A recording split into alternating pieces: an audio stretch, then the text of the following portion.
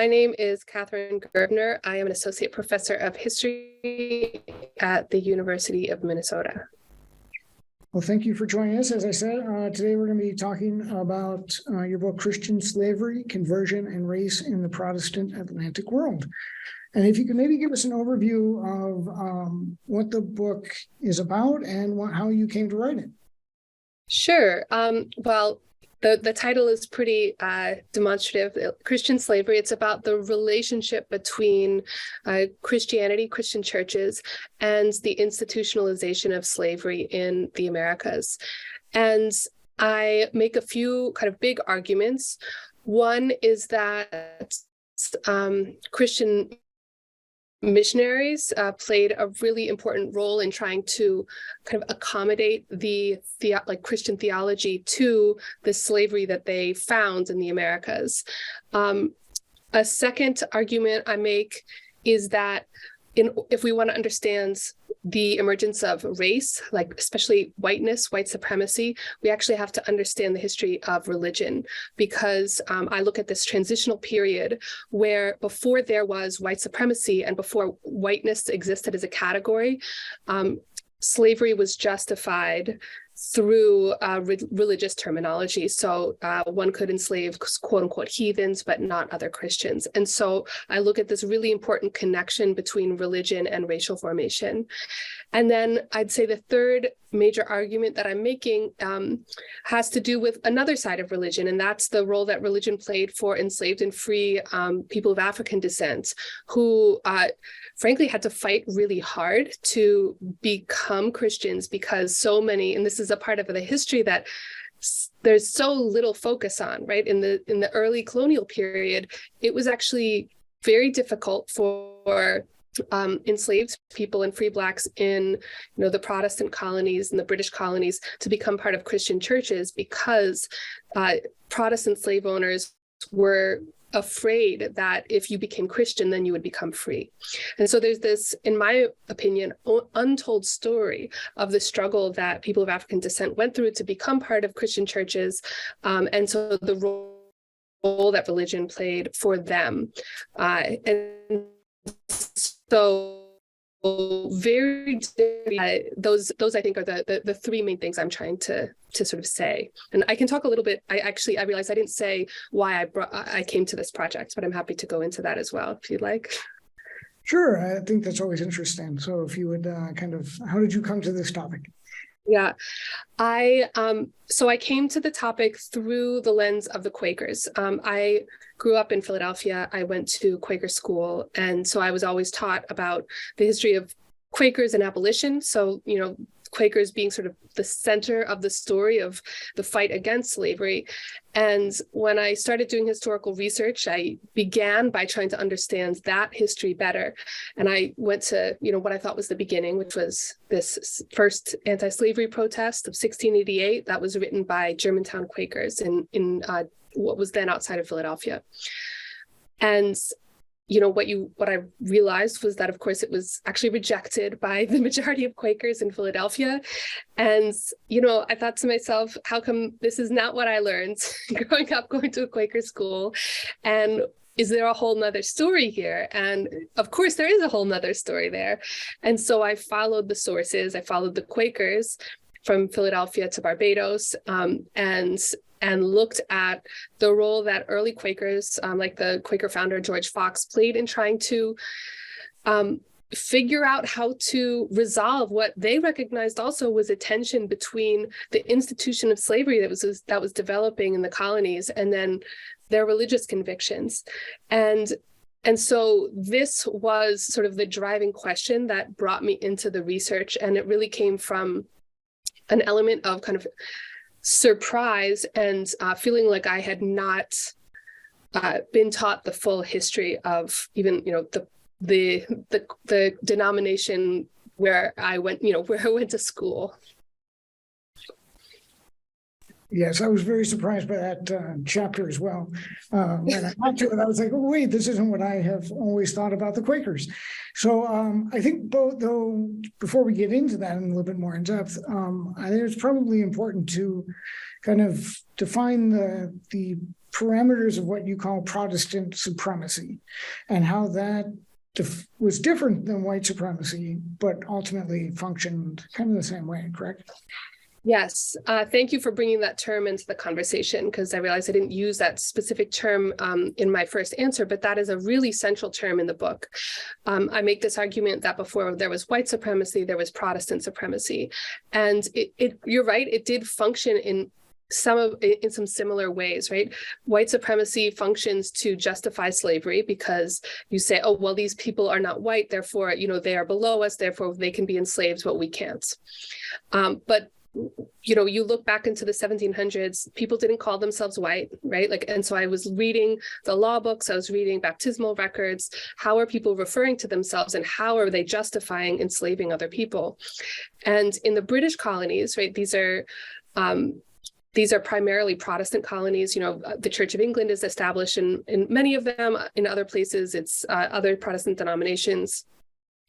But what I found was that you have Christian is a key term in the law books and elsewhere that is playing this really important political role of justifying the enslavement of Africans and people of African descent. But in this case, it's as sort of quote unquote heathens. And I think that the other place that we see this is in the exclusion of people of African descent from many Protestant churches. And this is different than what you see in a lot of the Catholic colonies, where you were supposed to, and this is why I call it Protestant supremacy instead of Christian supremacy.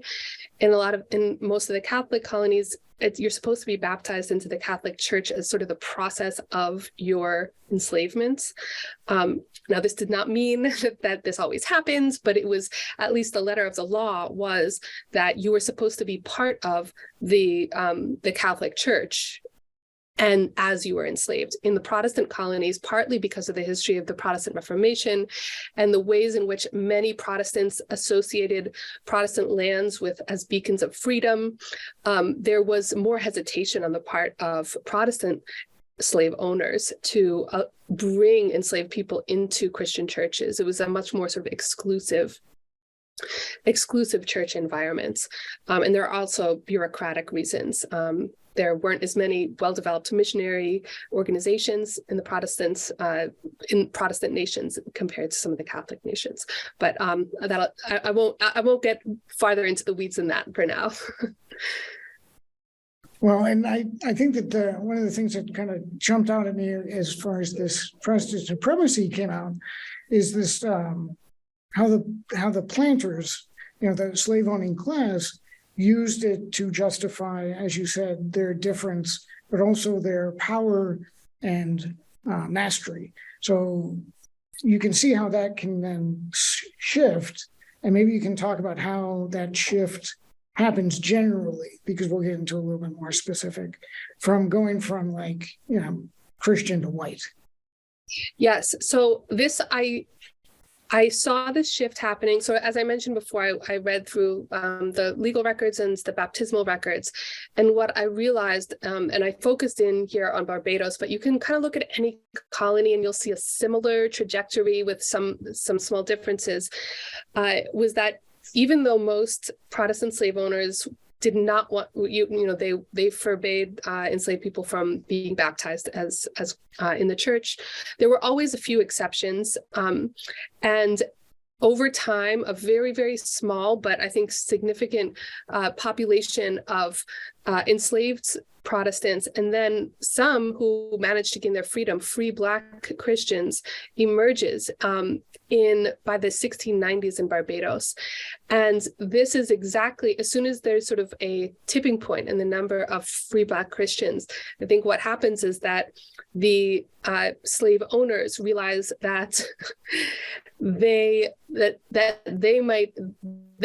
these people could potentially do things like vote, etc. And so they start creating new laws, and they write new laws where they include new words. And one of the word that they add in the 1690s is that in order to vote, you not only have to be a Christian, property owning, etc., you also have to be white. And over time, they refine this definition even further. They say they basically have a version of the one drop rule, And so you see that this is an act of creation. As there's a group of free Black Christians, there is a response from the slaveholding, sort of lawmaking, powerful class to try to prevent them from gaining more rights. And so it is, I think what's really important about this story to me is that it's intentional. This isn't just sort of like a passive, oh, all of a sudden people referred to themselves as white. No, like they use the word white as a tool in order to exclude free Blacks from like the full potential of sort of citizenship. One of the things I was amazed by is kind of this debate about baptism. And it plays really well into this idea of conversion and kind of what you're talking about. It wasn't just free Blacks who were entering the church, but it was a debate over who could actually be baptized. And as you said, in like Spanish nations, Catholic nations, French, I guess, too, you had to be. But the Protestants really struggled with this idea of who could and couldn't be baptized, right? Yeah, absolutely. And already in Europe, this is a huge, people are being executed for this, for answering this question in ways that people in power don't agree with. So baptism is extremely fraught, as within Protestant churches, you have new schisms being created over this issue. Are you sprinkled or dunked? Is this inside or outside? Is this, what type of proof or conversion narrative do you need to communicate to a congregation in order to be deemed ready for baptism? This is a huge debate. And so this gets transported into the Americas and into the context of slavery. And that's why I think you see so much exclusion happening. It's pretty easy to continue to exclude people and to use this as the way that you then justify continued enslavement. So really these debates about slavery and freedom, they sort of dovetail with the longer history of debating the role of baptism coming out of the Protestant Reformation. Yeah, that was fascinating to me. But then also, I guess now would be a good time to get into the Quakers and Fox, and because I think it ties to, I think it ties to this notion of family. And one of the things I want to get back to with baptism is kind of the notion of probably illegitimate mulatto, as they called them, children, who complicated things as well. But maybe if you could talk a little bit about what the Quakers saw and what Fox kind of was concerned about when he visited Barbados.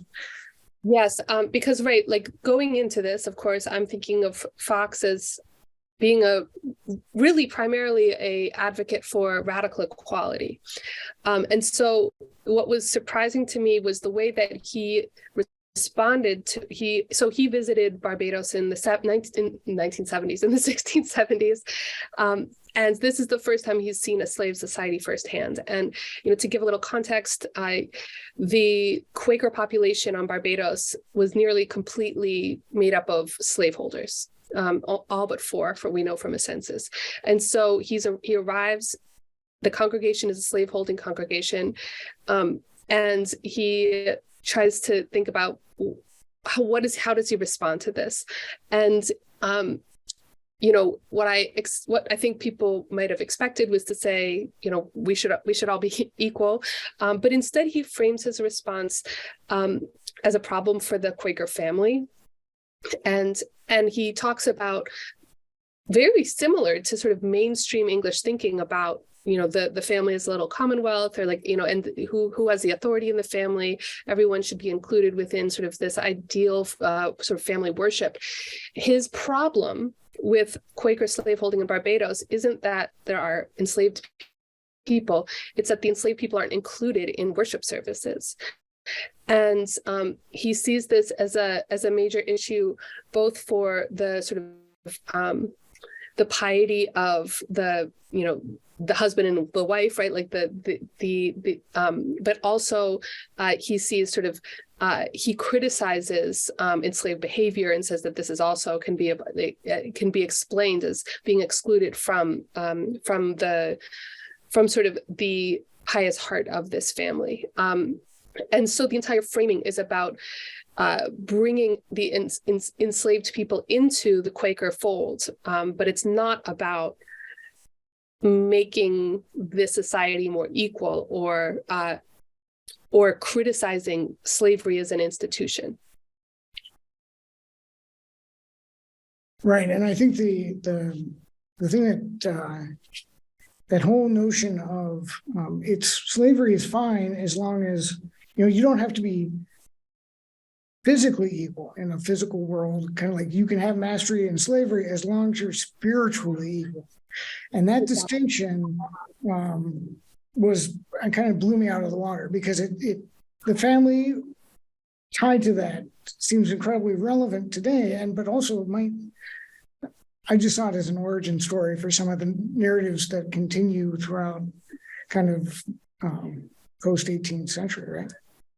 Yeah, well, and also I see this as one of the sort of other arguments I'm trying to make here is that, Fox and the Quakers are always connected to abolitionist and anti-slavery thought, but in this way, like they're part of a conversation about arguing for this idea of a benevolent slaveholding family, which is one of the major arguments you see coming in like antebellum U.S. slavery, right? Like, and it's a very pernicious idea. And so I think we need to also see Fox as part of that legacy as well, even as he is also challenging the challenging society in the 17th century in other ways. But, he's not all radical. Like this was radical in a different way, but it has a different genealogy and a difference. It sort of is part of a different intellectual conversation. That's a very problematic one. Yeah, and that's an important point, because that whole lost cause narrative was they were part of our family. The slaves were happy to be part of our family. And that's what he's trying to create. He's saying you should do this. You should bring them into your worship services, and that way everyone will benefit. But he's not saying end slavery. And so, yes, he is part of that legacy. Right. And then, but then that also kind of ties into this kind of tension between Christian planters, which is they want to maintain their supremacy, and having eventually churches that are segregated, they have to argue. So I guess what I'm getting at is Christianity was used to justify slavery by saying it'll turn Africans into more docile and more, right? And that kind of, so maybe if you could talk about a little bit how, but then they were also scared about missionaries coming in and fermenting rebellion and revolution and freedom talk and all that stuff. So yes, so they were in sort of that early period. We see Christianity being used as the justification for the enslavement of others. Then, and partly as a result of that, when missionaries arrive and they are trying to convert and allow enslaved people to be baptized, and when enslaved people sort of are advocating for baptism for their own reasons, there's a lot of resistance to this. And in multiple, it's just, I realized over and over again there's a slave rebellion, and the planters blame missionaries, right? Like it became really predictable. And so there's this fear of missionary work, as well as the conversion of enslaved people to Christianity. And then what I see happening is that there's this next step where missionaries, so that's Protestant supremacy, right? Like this resistance to allowing enslaved people to become Christian. So, and then there's this next stage where missionaries have one response to Protestant supremacy, and enslaved and free Blacks have a different response.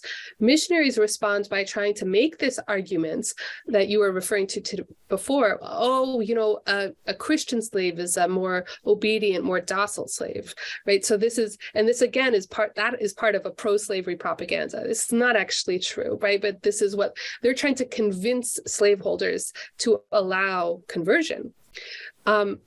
enslaved and free Blacks, on the other hand, they respond to Protestant supremacy, and you can see this most clearly in letters. There are very few, but there are some letters that we have written by Black Christians during this period they advocate for their right to become Christian. They say, we are these hypocritical Christians are taking our Bibles and they're like, they're burning our pamphlets. They are doing all of these things that are they're not true Christians, and we have a right to practice Christianity. We want to do this, and so they're making a sort of a rights-based argument about their ability to become Christians. And so you have these two competing responses, and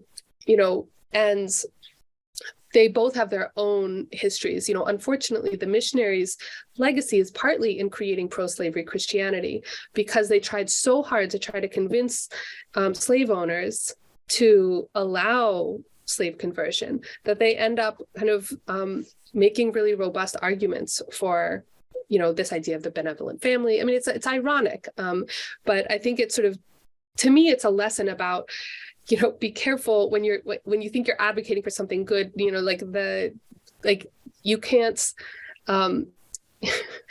you have to be really careful about how you make the arguments, because I think they really ended up supporting really pernicious narratives and a pro-slavery Christian propaganda that takes off and later in the 18th and 19th centuries. Well, I think that's such an important part of kind of the baptism debate, right? Where you have this idea of the intimacy of the family unit, but then also, you're creating a space which then can be occupied by a lot of different things.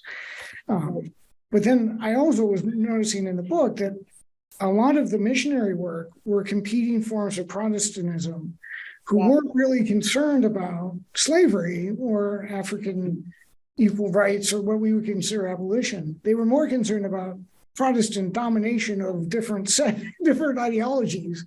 And then those ideologies corrupted everything else, right? Or not corrupted, but so it was a complicated form, because, you kind of in the book make a distinction between Quakers, Anglican, and the Moravian. Is that how you said it? Moravian, yes. Yeah, and I don't want to get into that distinction, but maybe you could speak a little bit more about missionaries and baptism and how some of that was played out. Yeah, well, I think what you see happening is that I focus on these three Protestant denominations that were really the first three to try to evangelize to enslaved people in the Americas. And I looked at how each of them sort of responded to what, the institution of slavery that they found in these colonies. And in all three of the cases, I think most surprisingly with the Quakers, right, you see that as these missionary organizations become acclimatized to the institution of slavery, that they end up catering to slave owners in ways that I think that, even they, if they had stepped back and looked at what they were doing, should have known were undermining their own, I think in many cases, their own principles. And so you have with the Church of England, as they are, for example, granted in a will, they are granted a plantation in Barbados. And at first they're really excited because they think, oh, well, now we don't have we are the slave owners. We don't have anyone to impede our ability to allow people to convert. Of course, within that context, none of the enslaved people want to convert to Anglicanism, because literally the missionary and the master have become the same thing.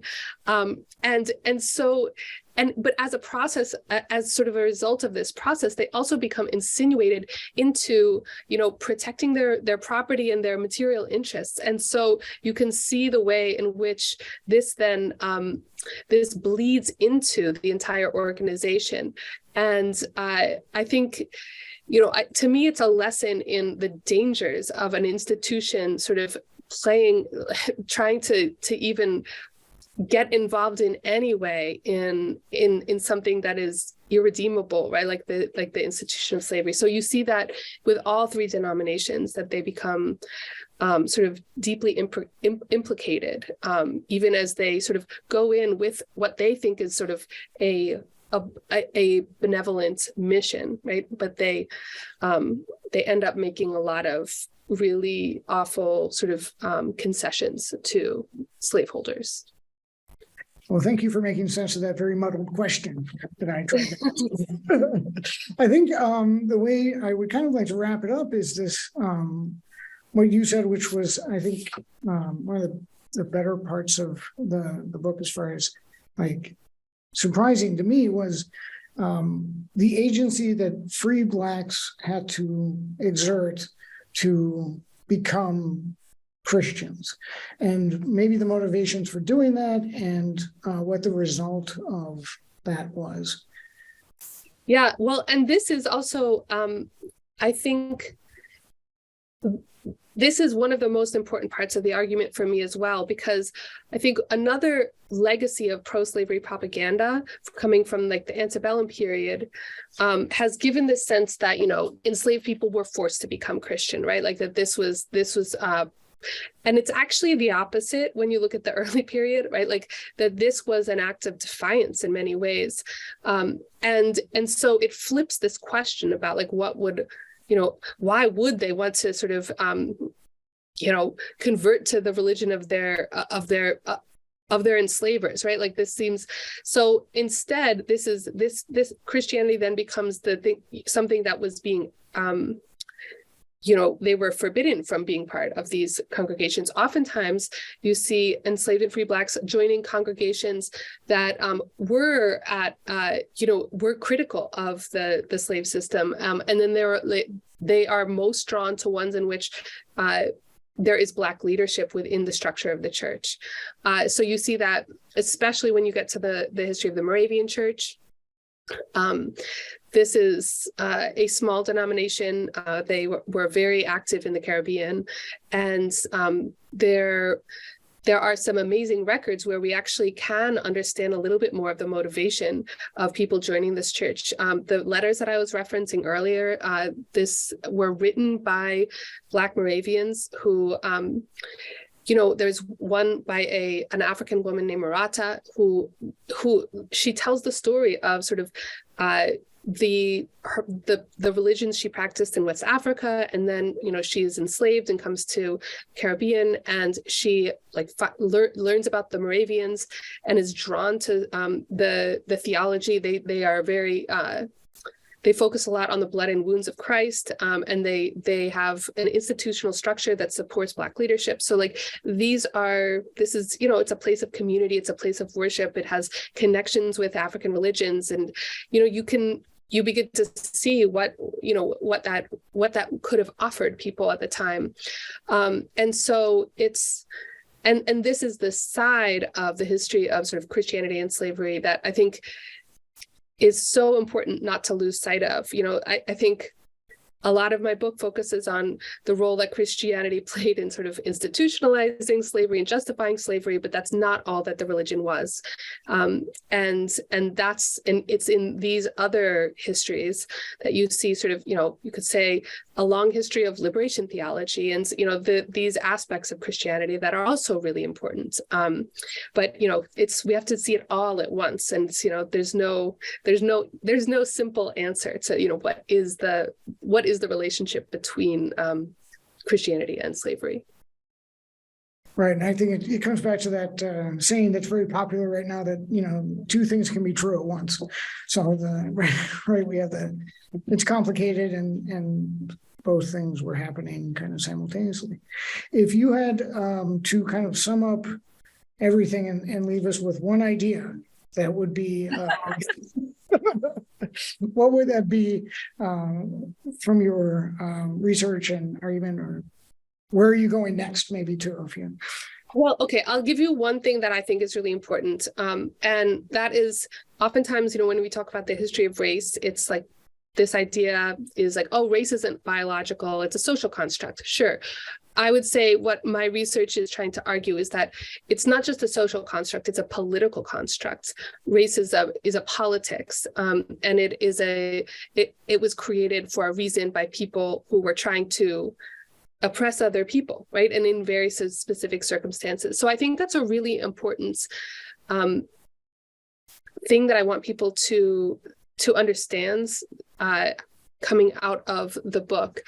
And because I think it emphasizes individual agency, right? Like it's we make our worlds, and we make the oppressive terms, we make the liberatory terms, and being smart and critical to see when those are happening around us, because those types of moves are happening today just as they happened in the 18th century. They're just for different terms. Right. I'm glad you brought that up, because I meant to kind of bring up, and when we were talking about the move from Protestant supremacy to white supremacy, one of the most devastating arguments I heard in the book was this idea of how whiteness comes out of Protestant supremacy, but it becomes race and retains the religious nature of it. Yeah. And to me, that just leveled the entire argument to, like, that's why white supremacy works, because it still has this religiosity to it. That yeah.